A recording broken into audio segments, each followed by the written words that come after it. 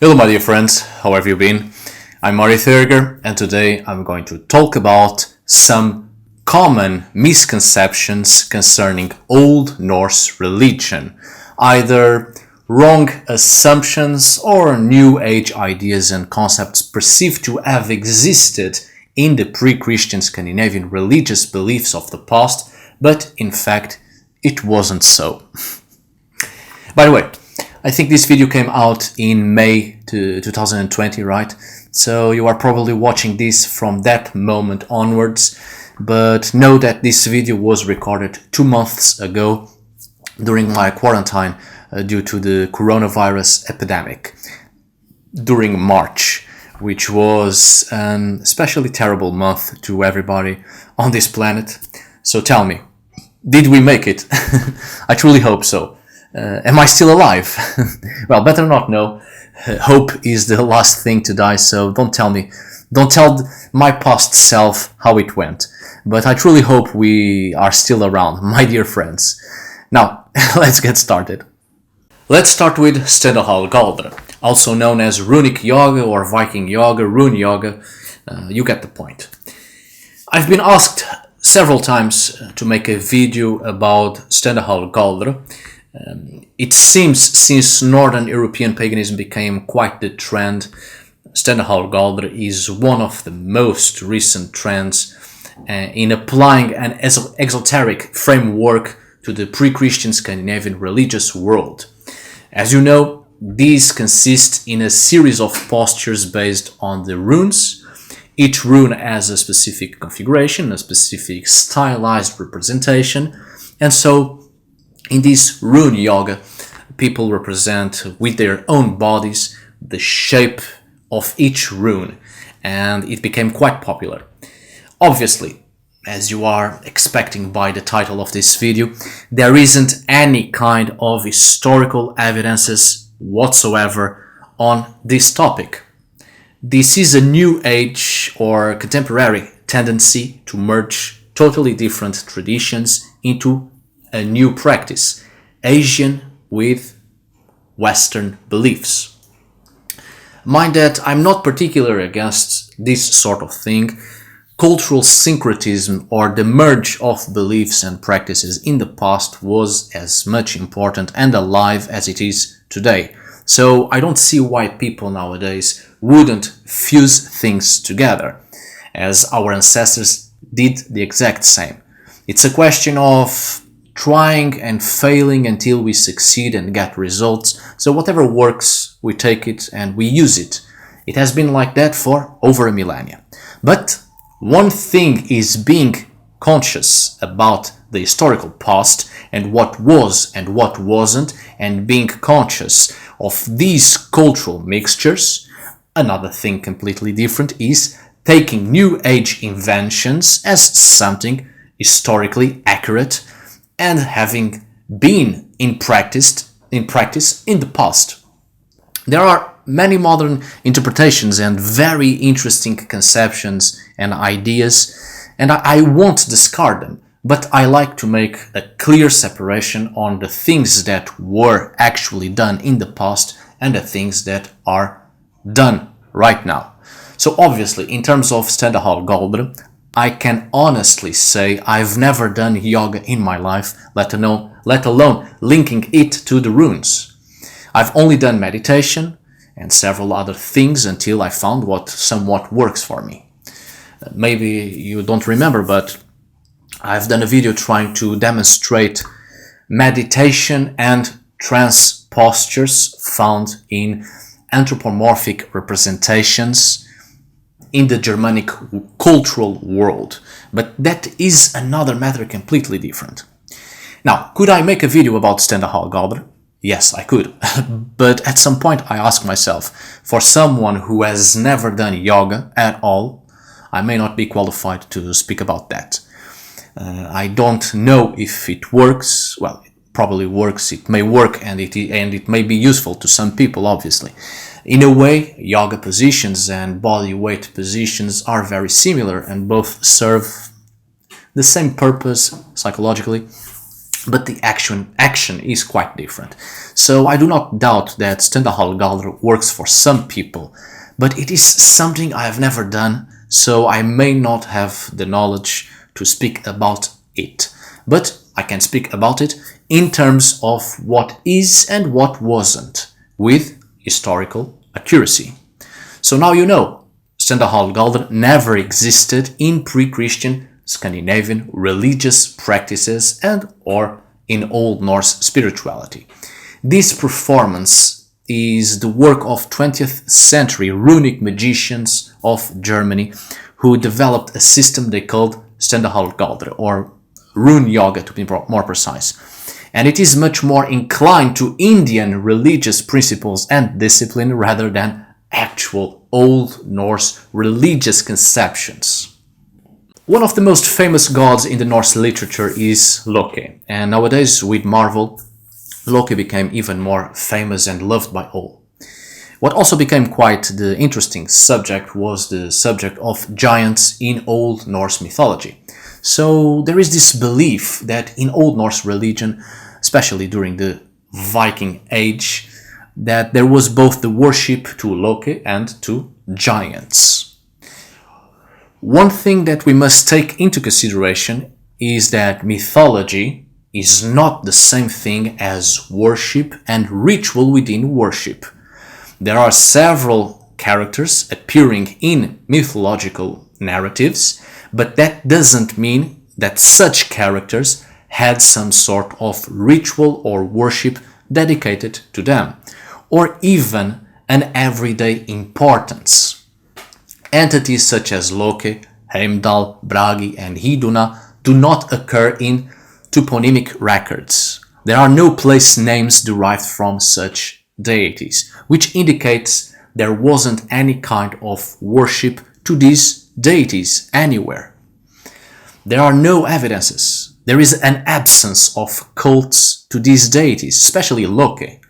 And Bragi, as you know, derives from a real person who was turned somewhat into a deity of sorts, but no particular place of worship to him, or no worship at all that we know of, but just being praised in written sources for being an especially awesome skald, poet. We have a great emphasis on Loki in the literary sources, there's no dispute, but that's exactly what he is, a literary phenomenon. I will do several videos on Loki and I think you will enjoy it or appreciate it because surprisingly we can say a lot more about Loki than we can say about actual gods that have been actually worshipped in the past. There are more characters in the written sources that were never gods and are simply literary phenomenon than actual gods that have been really worshipped. Actual few gods are mentioned in the Old Norse literary sources. For instance, we have Huldr or Huldar. He was an actual god. There was worship to Huldr. There are a wonderful variety of place names derived from Huldr, as also there are more place names derived from Vanir deities and Vanir worship and cults than any other deities. Even so, the Vanir are rarely mentioned and there is a bigger focus on the Aesir, whose gods in great part were never gods at all, such as Idun and Heimdall, for instance. Read the note below. And in the written sources, Huldr becomes a shadow, completely overshadowed by Odin and Loki and others. So you see, the written sources in great part don't actually portray the Old Norse religion as it was. Now, in the case of giants, that is another matter. We know that during the Viking Age, there was no such thing as a worship to the giants, but that doesn't mean it did not exist in the past. Funny enough, there seems to have been a real worship to giants in an animistic past as forces representative of various natural phenomena, and in Scandinavia the focus on gigantic beings seems to have been active at least until the Bronze Age, but starts to diminish during the Iron Age, and by the Viking period it disappears completely in Scandinavia. There were specific fertility and agrarian cults in general to Jord, the earth, understood to be a giant. So what is interesting is that in the written sources, the giants are the enemies of the gods, and the gods are always trying to steal from them or kill them, which seems to be a portrayal of new religions, even new pagan religions of the past, outweigh and mark dominance over more archaic forms of worship and belief. The cult of the giants as animistic forces of nature was turned into something evil and eventually became the stuff of fantasy, or the spirits of nature, landveithir, spirits of the land, were turned into trolls. The term troll, as you know, was originally to designate someone or some entity possessor of magic, but with time became associated with an evil and even deformed creature. Anyway, more on giants and Loki on some other videos in the future. Old Norse priesthood and temples. There is no evidence of professional and regular priests in the pre-Christian Scandinavian religious world. Calm down. Let me explain. We know there were people performing rituals and ceremonies and public celebrations. We also know there were specific people, mostly from nobility and mostly women, who were dedicated to specific deities such as Freya and performed ritual for the community. We also know that many people and any individual could perform worship and ritual in their own private spaces, and at some point it is almost impossible to make a clear separation between religion and magic in pre-Christian Scandinavia, because both complemented each and were very much part of the daily lives of Old Norse people. But there simply isn't any evidence at all of a structured priesthood, people entirely dedicated to the gods and religion and worship. No such thing as actual priests and priestesses whose only job was a total dedication to the religious life. There were instead cult leaders, for lack of better term, which is quite different. It was and is television that popularized the view of multiple priests, institutionalized and often even with a clear and structured hierarchy, and for some weird reason being characterized as bold and with makeup, mostly black shadow over their eyes or black stripes of paint or red stripes of paint across their faces, and very shadowy figures, macabre and sinister. These television and cinema productions simply reinforce the centric Christian view of pagan priests, giving a continuation to the racist and xenophobic view that pre-Christian beliefs and pagans were macabre and even satanic. So, speaking of a structured priesthood that never existed, in the Viking Age, there is also the portrayal that such inexistent individuals performed their rituals and worship in the woods or in natural places among the herbs, bushes and vegetation in general. A portrayal by the church that led to the belief that there were no pre-Christian Nordic temples at all. Even in the academic field, there was, and still is sometimes, this belief that the religious practices of the Viking Age followed a model similar to that of the ancient Germans, religion being practiced outdoors, in the landscape. But fortunately, thanks to archaeology, which came to demystify many beliefs and came to even show the wrong assumptions in the literary sources, in recent discoveries, there are several evidences that there were closed buildings, actual structures built specifically for cultic practices in the Viking Age. Even in Icelandic literature, we have the simple case of the Onvegisurur, the pillars of the high seat, which in some accounts are pillars from old temples or structures for cultic practices, which have the gods carved on such pillars. And some Icelandic settlers brought those pillars with them from Norway to Iceland. The belief that pre-Christian Scandinavian people worshipped right there in the open and had no temples at all is a religious and political portrayal to denigrate the religious reality of the pagans. And actually this is where possibly the term heathen comes from. Heathen is an alternative term in Christian texts for pagan or Gentile or unsophisticated, uneducated.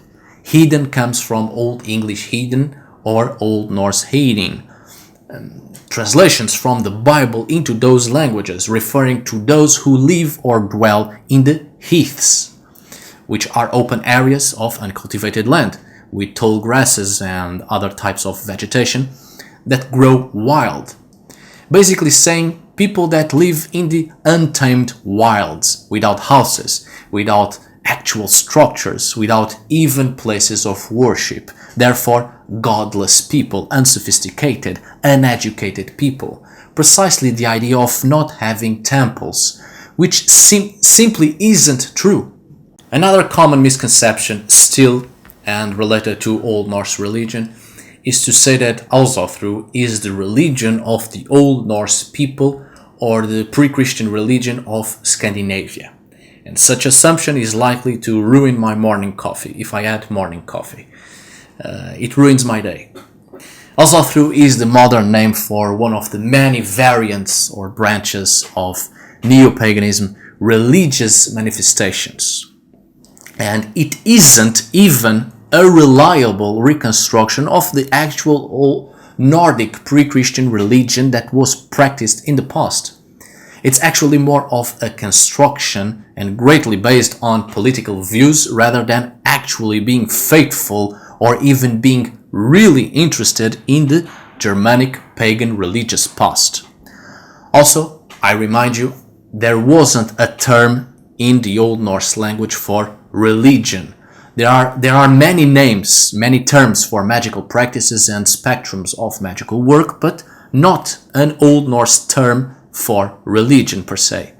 And it's understandable because there wasn't a religious institution either. There wasn't an official religion in the pre-Christian Scandinavian pagan past. And I know, in the title of this video, I have Old Norse religion, but I must also remind you that I, as well as a lot of other people in academia, we use the term religion as merely in a usual interpretive point of view. That's just it. It's basically for the lack of an actual term to define it. In pre-Christian Northern Europe, there was no uniformity and cohesion in terms of religion and religious beliefs and practices, and continued to be so until the Viking Age, with numerous variations within a territory, within a region, and even on the social level. There was no institutional religious form whatsoever, no sacred book, even though Ásatrú tries to pass on that the Avamál is their sacred book, or it goes even to the point that the Prose Edda became the newfound Bible of some neo-pagan manifestations based on some aspects of Germanic paganism. And, as said before, there wasn't even a professional priesthood. And I take the opportunity to say that many people have asked me the same questions I also asked myself and asked others 15 years ago. Wait, how old am I? Right, 17 years ago, when I started to take my first steps into paganism, and mostly into Northern European paganism, which are questions revolving around Nordic pagan prayers, rituals, rites, religious ceremonies and religious practices. Basically, how ritual and worship was performed in the pre-Christian Scandinavian past. I know it's frustrating, but the truth is, detailed rituals, prayers, or religious practices and forms of worshipping simply did not survive to our days. Most of what neo-pagans do today is in great part, is either personal interpretations or simply romanticized ideas and the stuff of imagination. Or it also happens adopting or following the models of other religions, including worship and prayer in non-pagan religions, such as the various forms of Abrahamic monotheism.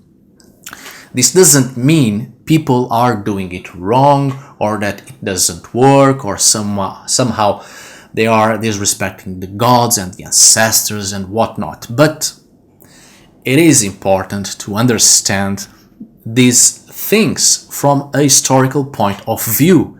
It is necessary to differentiate the contexts. I know this is kind of a blow, but do not feel disheartened. There are many forms of worship and ritual, and I personally feel more inclined to an animistic worldview, which I think it gives somewhat a better understanding of the spiritual sphere around us. For me, of course, I would rather spend time out there in the wild places of the world than waste time praying inside a temple or worshipping a figure. But that's just me, of course. To finalize this video, I would like to talk about the Valknut, because I feel the need to clarify some things, but I don't want to make a video solely for it again, because I have already done a video about the Valknut in the past 3 years ago or so, and you can see it right here, and I have given the title to that video as such: The Valknut is a lie. Surprisingly, this was the video that somewhat launched me here on the YouTube platform, and I started to have a lot of subscribers because of it. I thought people would hate me for it because it is a beloved symbol among neo-pagans. And by the end of this video, I will also have another video suggested for you where I also talk about the Valknut as a religious symbol. Anyway, in that video, I questioned the etymology and the meaning of the Valknut. The title I gave, "The Valknut is a Lie," is not focused on the symbol itself, but on the terminology and the modern meaning that has been attributed to it. There is no original name for this symbol, such as in the case of the swastika. The name swastika, that comes from Sanskrit, and that name has been applied to all symbols that represent a swastika-like stylized representation of the sun. And whatever old European peoples called the swastika, well, it wasn't swastika, which is of Hindu origin. The name swastika is of Hindu origin. Now, Valknut has a very limited terminology and meaning. We can only make interpretations and certain assumptions, even based in some iconographic contexts.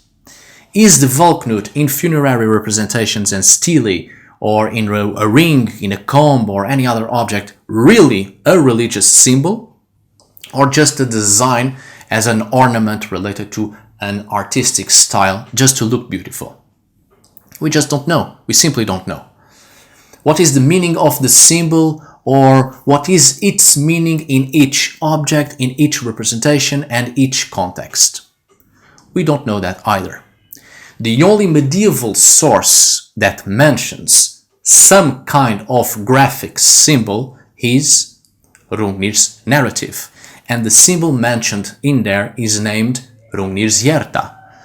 And this symbol, by the description, is the one that most resembles Valknut, and is related to Thor and not Odin, as we sometimes see in certain representations, related to a man on a horse with 8 legs. I think that this is a case of variations in beliefs and attributing a symbol to a god or another god, or not even attributing it to any deity whatsoever in some cases, because, as previously said, there was no defined religious structure, there was no sacred book, there were no specific rules, no dogmas, canons that limited the religious perception. And so each person represented the symbol in a variety of contexts for whichever reason that was their own, and we shall possibly never actually know. It has been said several times that the Valknut is a symbol of death, or representing death, or is related to funeral practices and related to the afterlife, and even to Valhalla. The truth is, the Valknut appears as much in funerary contexts as it appears in non-funerary contexts. It just appears in a lot of different realities with no connection between them whatsoever. This symbol also appears next to swastikas, which are by all definitions solar symbols.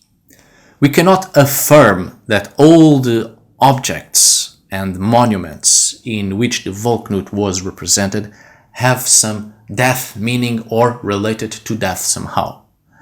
It is related to death in some cases, but it also isn't in many other cases. And the name itself, Valknut, it means the knot of the slain. Again, a modern creation of the name due to the belief that it is related to the dead and death, and even Valhalla. But we simply don't know what was its original name, the original term. The only thing we have is Hrungnir's hjarta, the heart of Hrungnir, a giant slain by Thor. And the description of the symbol resembles the symbol we call Valknut nowadays. And honestly, we will continue to call it Valknut for lack of a better name.